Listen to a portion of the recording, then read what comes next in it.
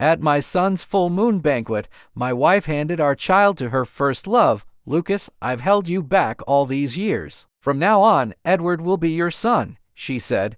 Her first love, who couldn't have children because he once saved my wife at the cost of his own health, gladly took the child. I stood at the entrance of the hotel, enduring the strange looks from everyone. I even personally set off a salute for them. Brother, I'm giving you my wife and child together, I said. Later, the parents of the richest man announced my true identity, and only then did my wife beg me to love her again. That night, I was late to my son's full moon banquet because of some delays. When I finally arrived, the crowd was in an uproar. As soon as I looked up, I saw my wife placing our son, just 1 month old, into the arms of another man. That man was none other than her first love, Lucas. Years ago, when Lucas saved her, he suffered an injury that left him unable to have children. Lucas, I've held you back. From now on, Edward will be your son. You can give him a name, my wife said. Lucas gently received the baby from her hands and nodded gratefully. Layla, don't worry. I will definitely treat Edward as my own son. The originally joyful full moon banquet suddenly turned into a recognition ceremony between father and son. The commotion under the stage was immediate, but since they were all from the Leah family, no one dared to speak out. I stood there at the entrance, stunned. Just then, a waiter bumped into me, and the sound of a cup shattering rang out. The noisy hall instantly fell silent. Even the two people on stage turned to look at me. Without making a fuss, I picked up a salute from a nearby child, twisted it, and with a bang, it exploded beside my ear. Come on, let's celebrate this successful recognition of father and son. Red and colorful confetti rained down from above, yet the crowd remained silent. What's going on? Why don't you applaud? Why don't you celebrate? Isn't this such a touching scene? But in the huge banquet hall, no one dared make a sound. They all looked at me as if I were insane, unable to believe that a man could be so happy watching his own son being given away. I turned around indifferently, took a glass of wine, and walked up onto the stage. Your gratitude is truly great. Just because he saved your life, you give him your son. Then why don't you marry him, since you've already given the child away? You might as well give your wife to him too. Anyone could hear the sarcasm in my words, especially the two people involved. A flicker of panic flashed across Leah's eyes, but half a second later she returned to her usual aloof calmness. It's just that the household registration will be under his name, and the child will take his surname. After all, Edward is still your son. Don't be so fussy about such a small matter, she said. I chuckled bitterly. Is this a small matter? Yes, so small that you didn't even bother to ask for my consent. Well then, he doesn't have a wife either. Why don't you give yourself to him too? Since you're repaying a favor, you might as well go all the way. The Civil Affairs Bureau is nearby. Divorce procedures can be done quickly. Ignoring Leah's ugly expression, I stepped closer and raised my glass toward Lucas. Brother, I'm giving you my wife and child together. This time, be more reliable. Don't run away like you did 7 years ago. Leah finally lost her calm. She quickly stepped in front of Lucas and said coldly. Lucas had his own difficulties back then. Henry, do you really have to embarrass him in front of so many people? Embarrass him? What about me? Just moments ago, I stood here under the strange gazes of everyone. Wasn't I embarrassed enough? She stayed silent then. But now, when I simply say out loud what everyone already knows, she dares accuse me of humiliating him. The one truly embarrassing me is her, my wife of 7 years. At that moment, Leah's mother and younger brother stepped forward and glared at me with disgust. As a son-in-law, what right do you have to say such things? The child belongs to the Leah family, and Leah can decide whose surname he takes. Looking at these so-called family members, I felt all my years of effort had been wasted. Since marrying into the Leah family, every burden had been placed on my shoulders. They exploited my humble love for Leah and made me serve them tirelessly. Even Leah believed that as their son-in-law, I was meant to be their servant. If I ever refused, they called me heartless and ungrateful, and because I felt indebted to the Leah family for accepting me, I swallowed my pride and endured. Now, just because Lucas once saved Leah, I was expected to give him everything, even my own son. In their eyes, my opinion never mattered. To them, I had no rights, not even as a human being. I had served the Leah family as nothing more than a servant for 7 years, and yet all my hard work couldn't compare to one act of sacrifice. From her first love, fine. Let someone else be their son-in-law. I won't do it anymore. Does Leah think I am nothing without her family? Does she believe I am still the knave man from the mountains who knew nothing? I want to see how the Leah family survives their difficult times without me. A week earlier, I had gone to the maternity center to pick up my wife, who was coming home to recuperate. Because of some company matters, I arrived late. When I walked in, her best friend was already there. Thinking I wouldn't show up yet, they spoke boldly. Every word revealed Leah's true feelings, each filled with disgust toward me. I still can't let him go. After 7 years, I've never forgotten Lucas. Every word he spoke when he confessed his love is engraved in my heart. The beauty of our first physical and emotional union still lingers in my memory. These 7 years with Henry have been torture. So what if he's good to me? He married into the Leah family. He lives to serve me. If not for me, would he have lived so well? Just thinking of spending decades more with him makes me sick. I thought I could get used to it after getting pregnant, but I still can't stand him. I feel nauseated every time he touches me. I couldn't believe such cruel words came from my beautiful wife. But it explained everything: the distance in our marriage, the coldness in her eyes. She still pretended at first, sleeping with me once a month, calling it a woman's way of maintaining her appearance. In her eyes, I was nothing but a tool to keep her beauty intact, but when Lucas returned to the country, even that pretense ended. She began refusing me altogether, feigning illness to avoid intimacy. For so long, I doubted myself, thinking I wasn't good enough to satisfy her. Now I realize just how pathetic my life has been. So he saved you. What am I compared to that? You want to repay him? Then marry him. Anyway, we'll be divorced soon, and you can be together legally. Leah stared at my head wrapped in gauze, stunned. She stepped forward and tried to grab my hand. Do you really have to make a scene in front of so many people? Let's talk at home. I shook her hand off forcefully. No need. That's your home, not mine. Leah stared at the hand I had shaken away, stunned. She couldn't accept that the man who once held her in the palm of his hand now wanted nothing to do with her. As she stood there dazed, Lucas spoke softly. Leah just feels sorry for me. She knows I've always liked children. It was my fault. I forgot to ask for your opinion. But before he could finish, Leah snapped out of it and said coldly, why explain so much to him? He threatens me with divorce all the time. Would he really give up everything? The Leah family made him what he is. Without us, he's nothing. And in that moment, I finally understood this was who she truly was. In her eyes, I was nothing more than a vain man. But in the 7 years I had lived in the Leah family, not a single thing had ever truly belonged to me. This was what the woman I had sacrificed everything to protect wholeheartedly thought of me. I closed my eyes and forced out a single sentence. Remember to come to the Civil Affairs Bureau on time tomorrow. Then I turned and left. Outside the hotel, my gaze landed on a luxurious car parked by the roadside. I still got in. Sir, are you willing to come back? Master and Madam will be very happy to know, the driver asked.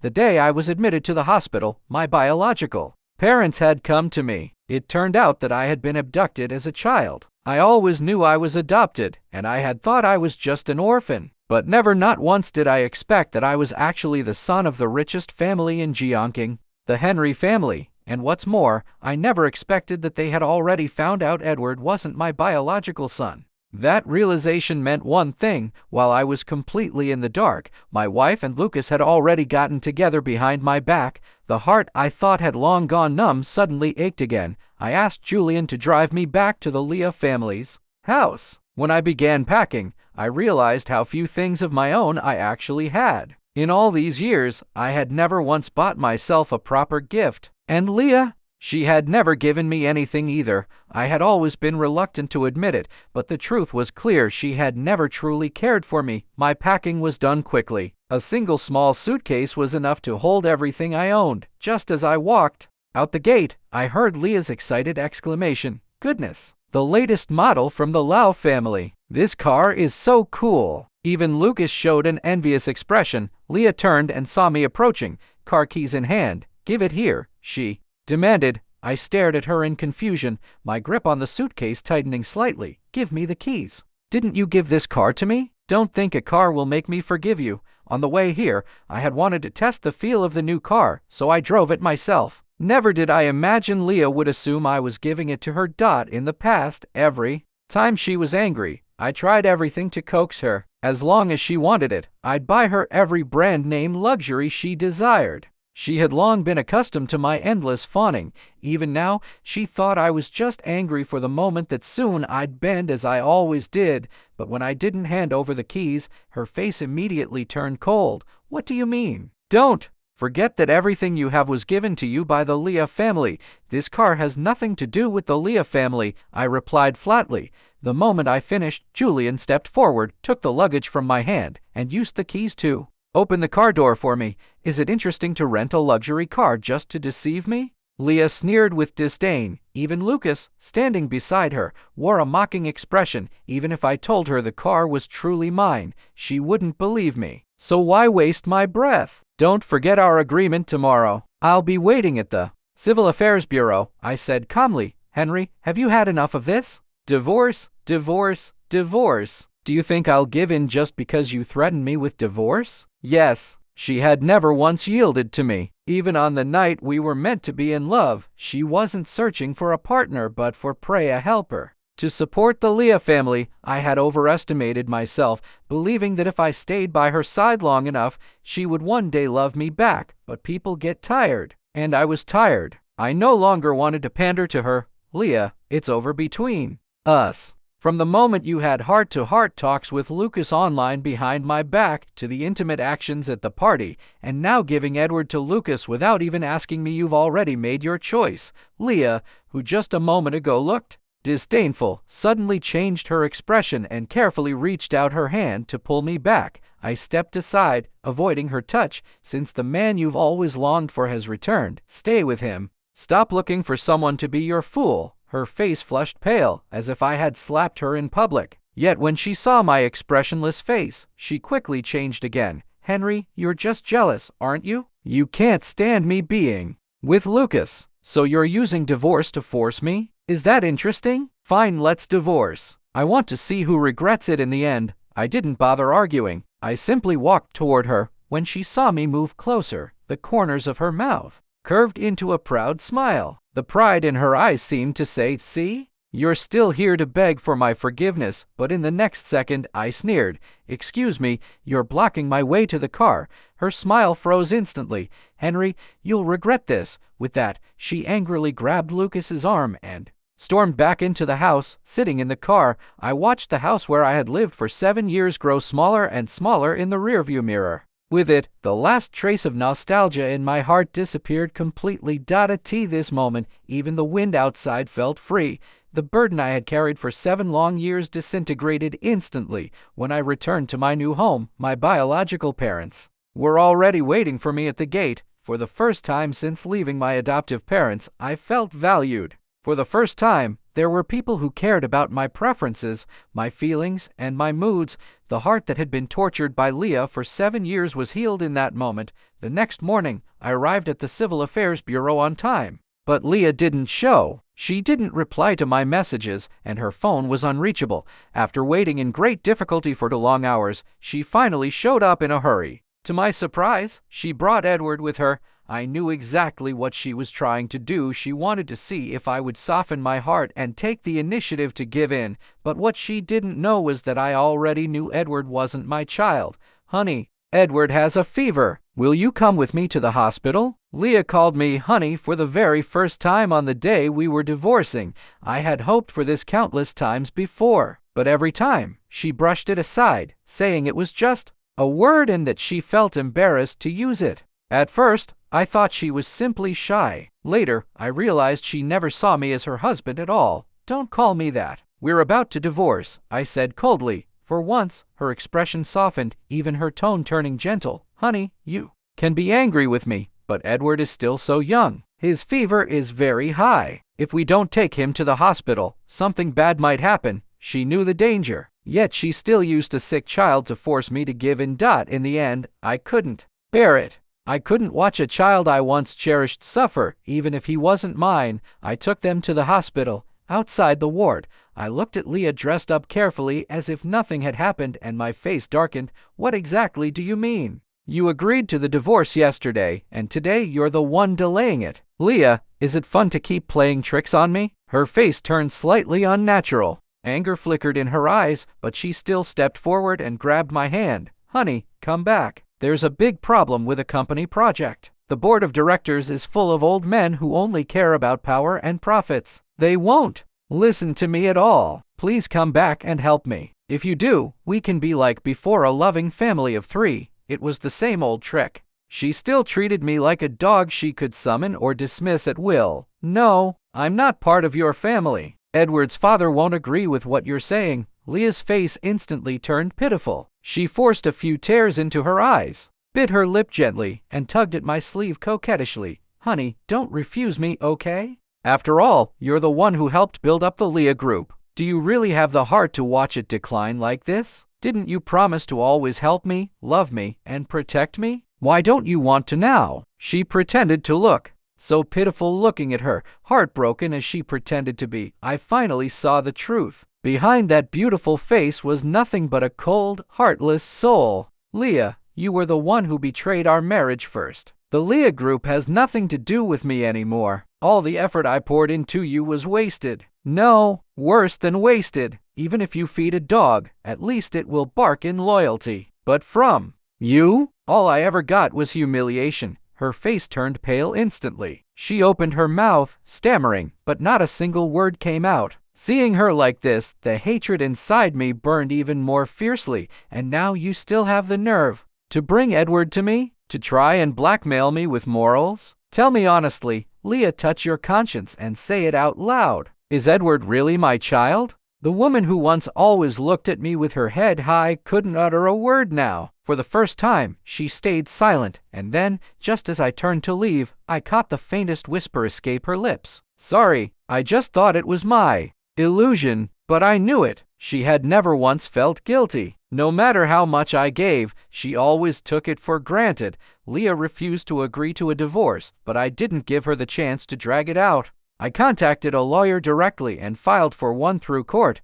When I got home that evening, my parents told me there would be a banquet in a few days. At that banquet, they would announce my identity as the heir of the Henry family. To keep the surprise intact, not a single word about me had leaked out to the public. I already had the ability to manage things. My years in the Leah group had proven that. Now, my parents were ready to hand over the family business to me entirely. After the handover at the company, I went home to prepare for the banquet. As I got out of the car at the gate, I ran into Leah and Lucas. I didn't plan on acknowledging them, but of course, they had to provoke me first. Henry, are you okay? Lucas asked with fake concern, sarcasm lacing every word. Why are you working as a driver for someone? If it's really that bad, just apologize to Leah and admit your mistake. The Leah group can still be yours if you go back. And really, there's nothing between me and Leah. If you didn't know better, you might think he was being generous. But his eyes, narrow and bitter, gave away the resentment. He must have realized that he'd stepped into a mess he couldn't handle, and now he wanted to vent his frustration on me. Lucas was never cut out for business. His family had been in decline for years. The problems at the Leah group weren't simple either. He was probably just here, hanging around this banquet, hoping to beg other families for help. The thought alone made me smirk. As long as they were unhappy, I felt satisfied. Whose dog slipped the leash at this hour? Do you think this is the place for barking? I sneered. Lucas's face twisted instantly, his fake smile vanishing. Who are you calling a dog, Henry? Don't be ungrateful. Do you really think this is a place for you? Whoever answers, that's who I mean. His eyes burned with rage. He rolled up his sleeves, ready to fight, but Leah stopped him with a hand. Don't, Lucas. Stop making a scene. Honey, are you still angry? I know I was wrong before. I let you down. Please, forgive me this time, Leah said softly. It was almost laughable. The always proud Miss Leah admitting fault. Don't call me that. The divorce agreement has already been sent to your family. Sign it as soon as possible, Leah. I didn't waste another word and walked away. When the banquet began, my parents led me on stage and announced my identity loudly. The hall erupted in congratulations. Everywhere I looked, people were smiling, applauding everyone except Leah. and Lucas, who stared up at me with pale faces. As soon as I stepped off the stage, I was swarmed by the daughters of wealthy families. Beautiful women everywhere, their perfume mixing in the air. A stunning, flirtatious beauty even invited me to dance. I smiled, ready to accept, until Leah suddenly shoved her way through the crowd and latched onto my arm. "He's my husband." "You'd better stay away from him," she snapped. In the past, Leah would never have announced me as her husband so openly, so brazenly. I frowned, pulled my arm free, and brushed off the spot she had touched, my disgust obvious. "Leah, this isn't the Leah family. Don't bring your spoiled temper here. Which one of these ladies isn't of higher status than you?" "Yeah, what's she doing?" "Henry isn't someone she can cling to anymore," someone from the crowd chimed in. They knew the truth about Leah and I, and now they were speaking up for me. Leah's face went pale. She cared more about saving face than anyone, and now, being ridiculed in front of so many, she still refused to back down. Lucas, her so-called first love, didn't even dare come forward, just hid behind her like a coward.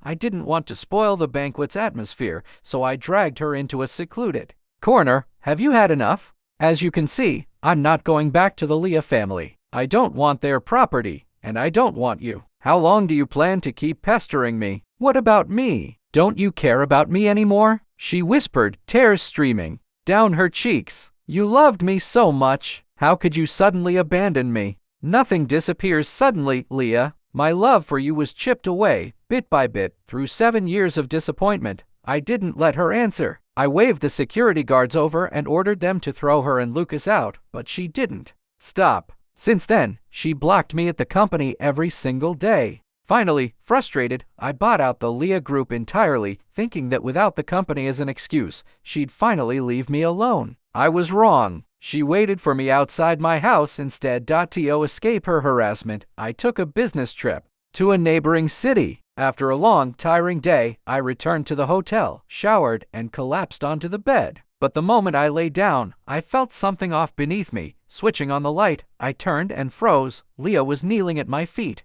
wearing only a black lace dress. "How did you get in here?" I demanded. "Honey, we're husband and wife." I showed the receptionist our marriage certificate, and she let me in, she said. Cheeks flushed, she crawled toward me slowly, her body exposed with each movement. I averted my eyes, my throat tightening, and tossed the bathrobe beside me over her. "Leah, stop this nonsense. Get out. Honey, look at me." "Why won't you look at me? Am I not beautiful?" There was a reason I had once fallen for her. Her charm, her doe-like eyes, they could make a man want to protect her forever. But that was before I had already been burned once. I wouldn't make the same mistake again. "Leah, I've made myself clear. We had no future from the moment you betrayed me with Lucas. Do you think I'm still that knave boy?" "No, right now, I only find you disgusting." Her face went deathly pale. Tears poured down her cheeks, her eyes filled with despair. I stood, ready to pull her away, but suddenly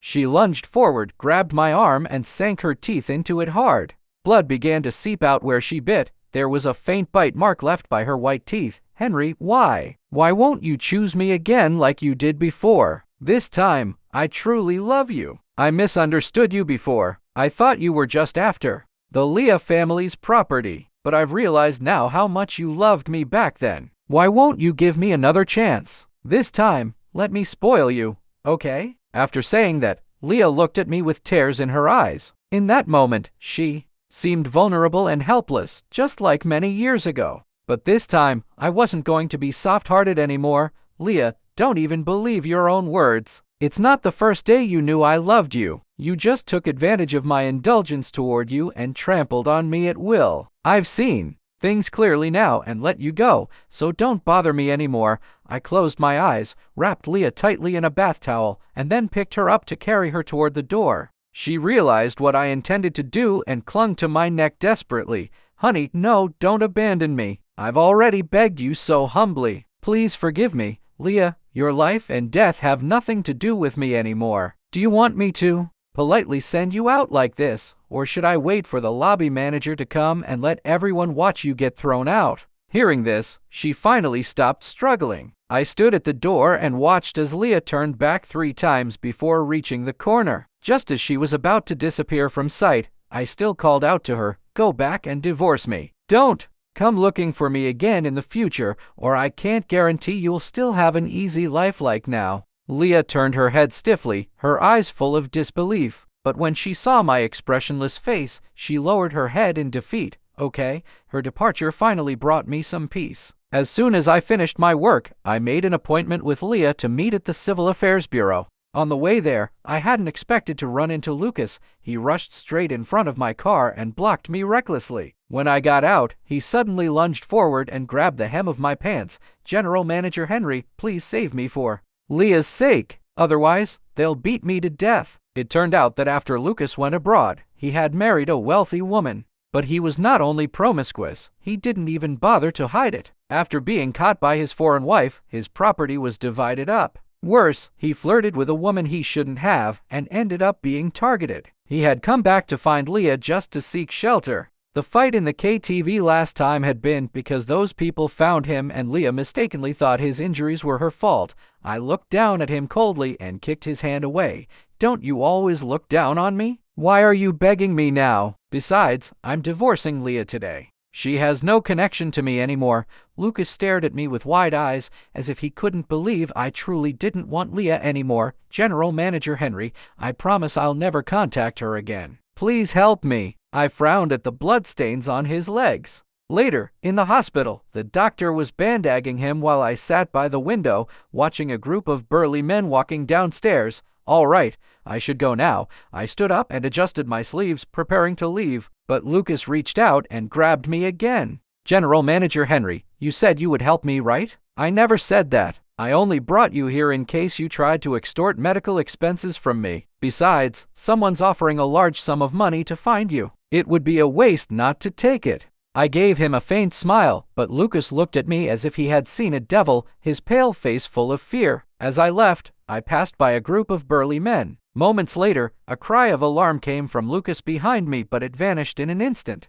When I arrived at the Civil Affairs Bureau, Leah had just gotten there too. Her once delicate and fair face was now filled with weariness, and the arrogant, willful woman she had been was gone, silent, lifeless, when we walked out of the bureau. The sunlight was blinding, and the fragrance of flowers drifted on the air. I stretched my arms and felt completely relaxed. At last, I could say goodbye to the past. I walked toward the basement parking lot, ready to drive away, when Leah suddenly called out to stop me. "Henry, I'm sorry." I didn't look back. Instead, I walked in the opposite direction from her. The next time I saw Leah was at a street stall. My newlywed wife loves delicious food, and when she heard there were lots of snacks here, she dragged me out to stroll. "Boss, 1 serving of taro puree roast duck." "Sure, 38 yuans per serving." That familiar voice stunned me. When I looked up, the stall owner raised her head to it was Leah. She had changed so much. The face once pampered by years of beauty treatments was now sallow from smoke and fire. Her fair, slender fingers were covered with cuts and burns. "Honey, what's wrong? Is that someone you know?" "No, I don't know her." I shook my head and placed the freshly baked taro puree roast duck into my wife's hand. "Don't eat so quickly. Be careful, it's hot." "Okay, I know you're always the most attentive one." I took my wife's hand and led her toward the next stall. As we walked away, a childish voice rang out from behind. "Mom, what's wrong? Why are you crying?" I turned my head slightly, only to see my wife squinting her eyes in delight from the food's flavor. And in that moment, I thought to myself, fortunately, I had finally met the person I truly wanted.